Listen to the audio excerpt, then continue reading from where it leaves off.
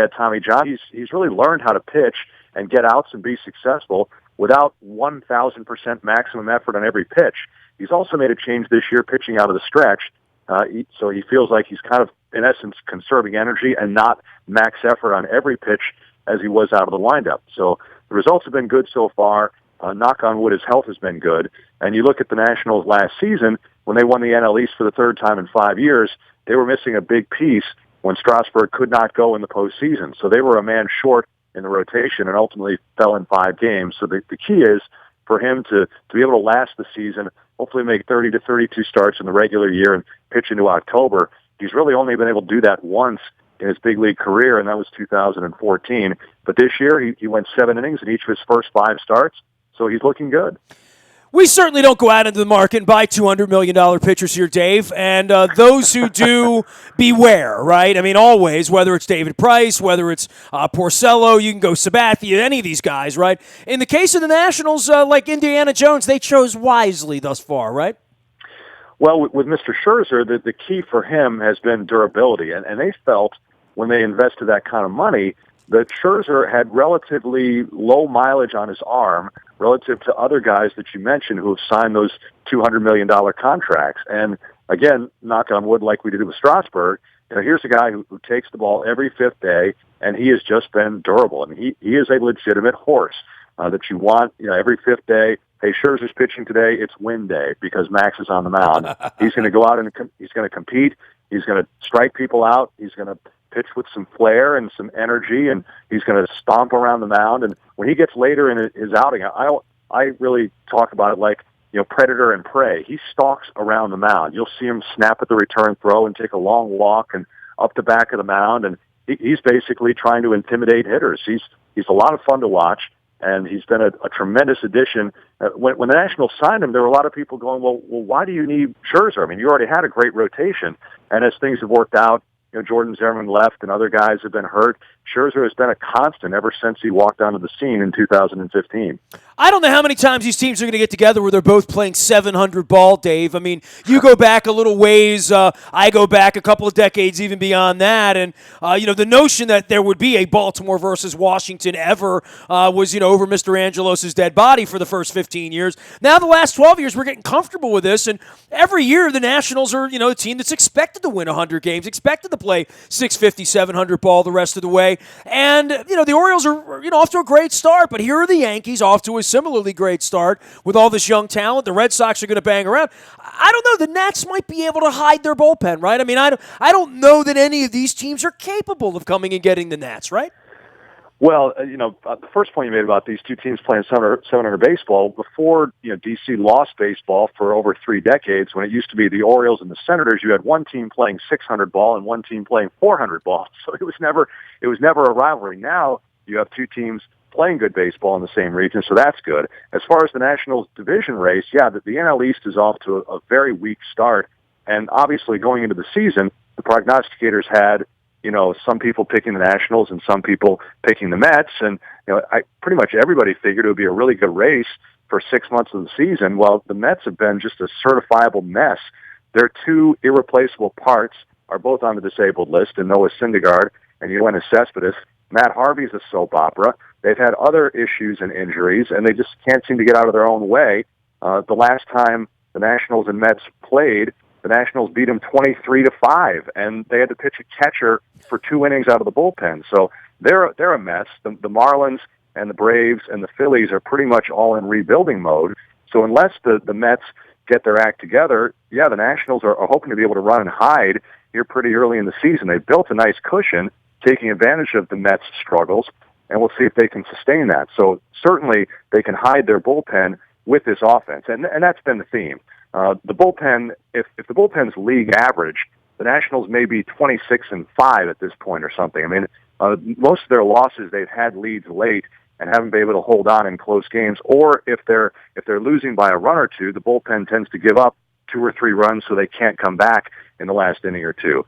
But when you get into the later part of the season, and if you're fortunate enough to get to the postseason, that is something that has to be rectified.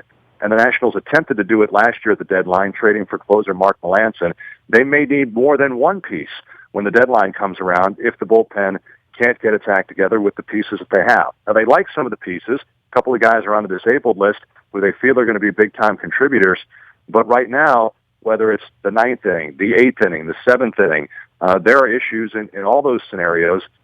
Fortunately so, along with the offense, the starters in general have been going 7 innings or thereabouts. So that does take a little pressure off the bullpen.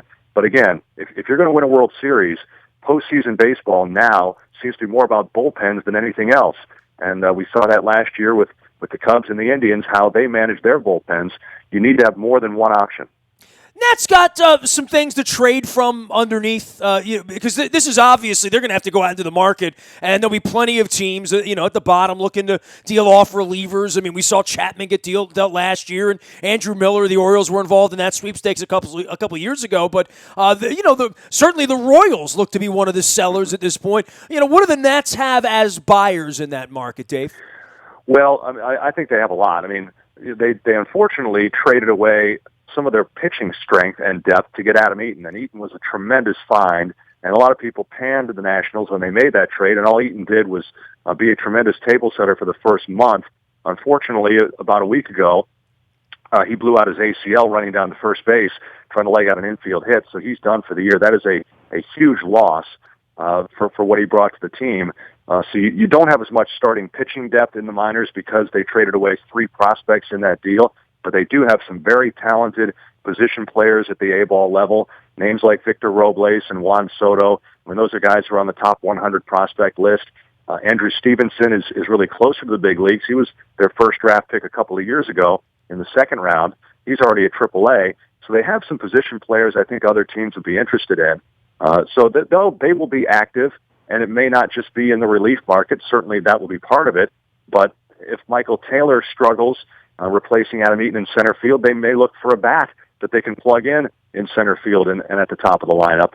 And they've had issues at the fifth starter position. Joe Ross was thought to be a pretty solid piece. He got off to a very slow start and was optioned to AAA after 3 starts. So if that is not rectified, if Ross can't get himself together at AAA, maybe they're looking for a starting pitching piece. But that's a little bit down the road. He is Dave Jagler. He covers and calls all things Nats on the radio network for the Washington Nationals. They'll be in Baltimore for a couple days. We'll go down there for a little cup of coffee. There'll be a lot of Baltimore and Washington this week in between the pucks and the basketballs and everything else that's going on.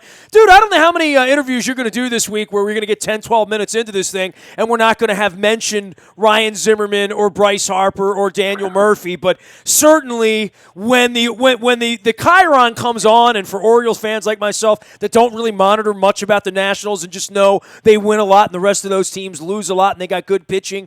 Ryan Zimmerman's hitting .435 with 13 bombs. When did he become Babe Ruth, huh? Well, I mean, he's never had a start like this. I mean, Zim has always been an incredibly streaky hitter. I mean, he can look like the best hitter in baseball for 2 to 3 weeks, and then he'll go in these stretches where he struggles to hit. And kind of at the end of the season, you look up and he's sitting in the upper 200s, maybe 280 to 290, and he usually has 25 home runs and around 90 RBIs. When he was younger, he put up a couple, a 30 homer season once, and he drove in over 100 runs a couple of times. So he certainly has been capable. But the story of his career, ever since he signed the long-term contract, and he looks like he's going to be a National for life. He was, he grew up in the area, he lives in the area. He loves it. He was the face of the franchise before anyone even knew the name of Bryce Harper. And, it's just been so many injuries. I mean, there was a stretch of 4 straight years where he went on the disabled list in the month of April.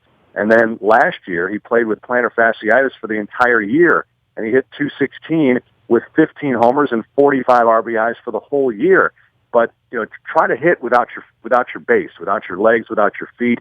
He's had shoulder issues.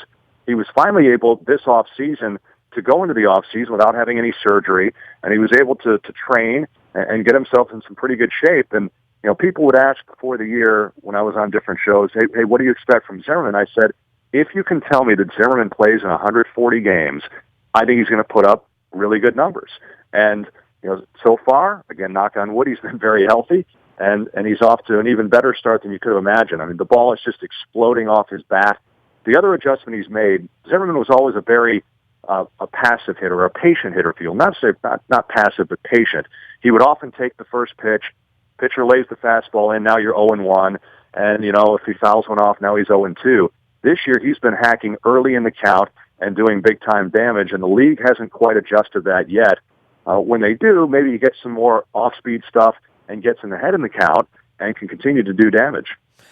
For Bryce Harper, it's the same story we have here with Manny Machado. Will he stay? Will he go? Certainly, this has been the kind of year for him that was expected. And, I don't want to say he took last year off, but it was certainly an off year for him. He's bounced back quite nicely here as we get closer to the walk for him and for Machado and Trout, right?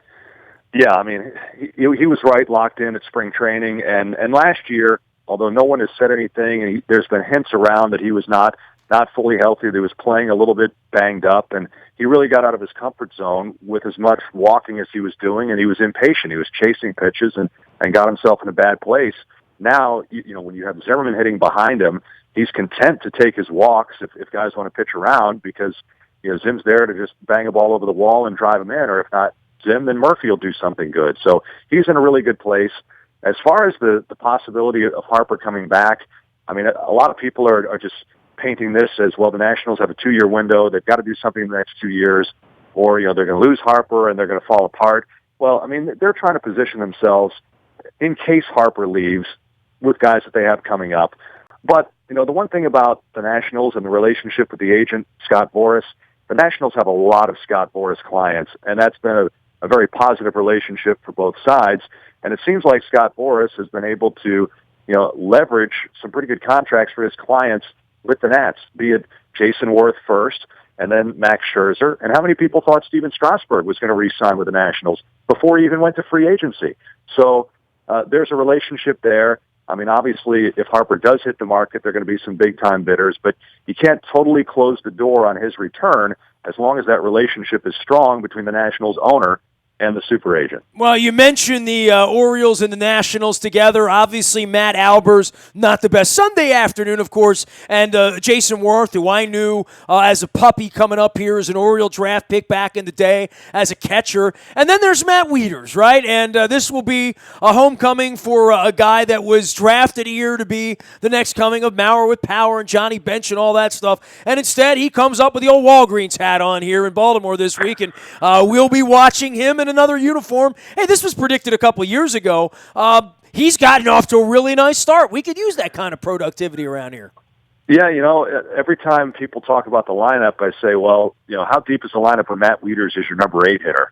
I mean, if you have a National League lineup with Matt Wieters hitting 8th, you're pretty deep, and that was when they had Eaton, but they've kept him there even with Taylor hitting in front of him. Wieters has done a nice job. He doesn't have to carry the team. I mean, obviously, you've got some big-time RBI producers, 3, 4, 5, and we haven't mentioned Anthony Rendon, who had a 10 RBI, 6-for-6 game, and he's just been on fire here the last week to 10 days. So Wieters can kind of sit down there at the bottom of the lineup and occasionally bang a ball over the wall and give you some thunder. I mean, normally a National League number 8 hitter is a punch-and-shoot guy and an automatic out, and the pitcher kind of has a free pass once he gets past 1 through 6.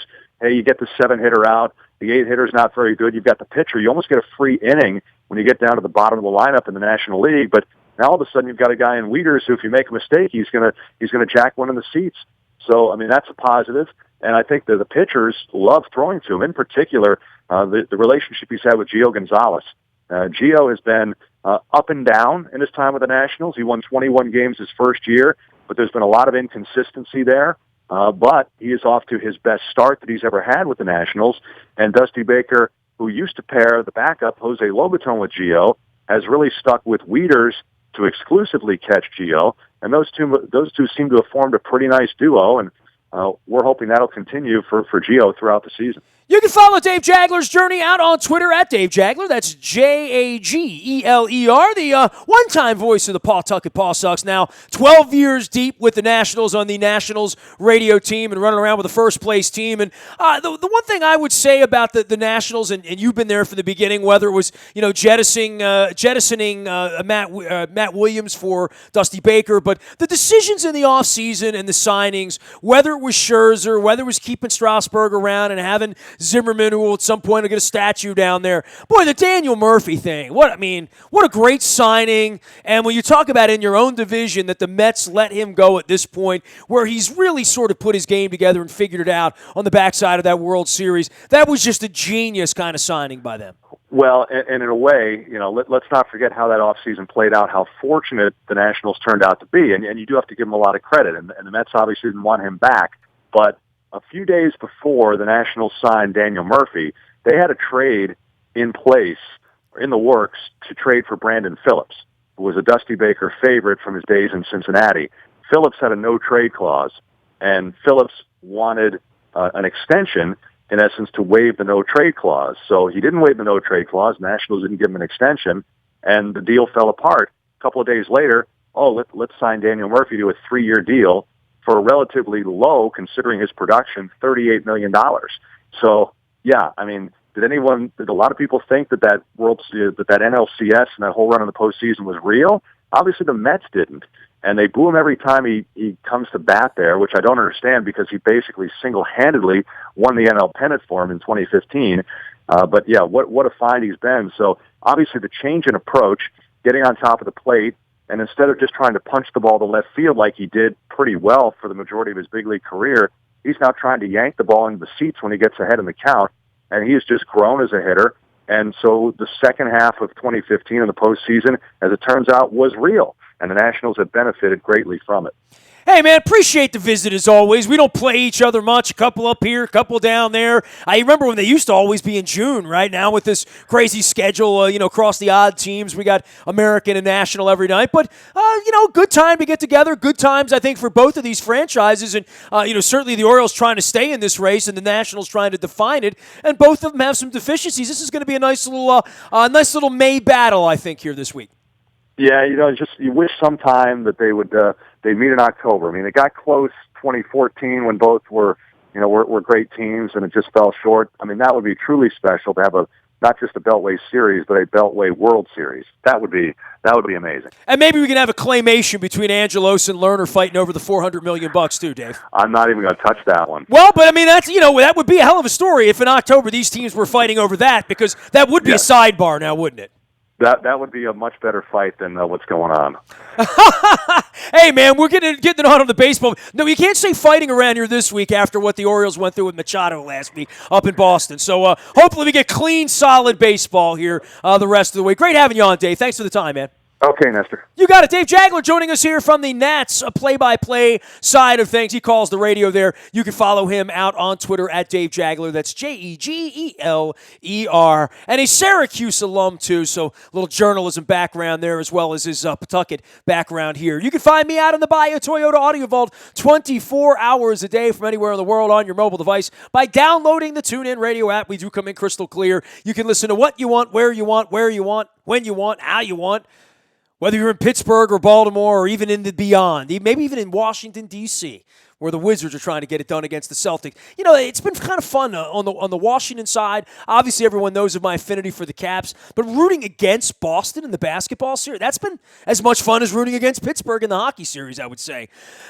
Last but never least around here, if there's any breaking news, you can always get it first on the WNST text service. It's all brought to you by Coons Ford of Security Boulevard. And our man, Dennis Kolatzis, will be here on Thursday, driving you home from 3 until 5. It is the SSV on WNST. I am Nestor. I'm easily reached, nasty at WNST.net. Dare I say I'm a very available individual. Facebook, Twitter, LinkedIn, Snapchat, Instagram, streaming live on our Facebook as well as our YouTube, WNST TV channel. We are WNST.net, AM 1570 at WNST Towson, Baltimore, and we never stop talking Baltimore sports.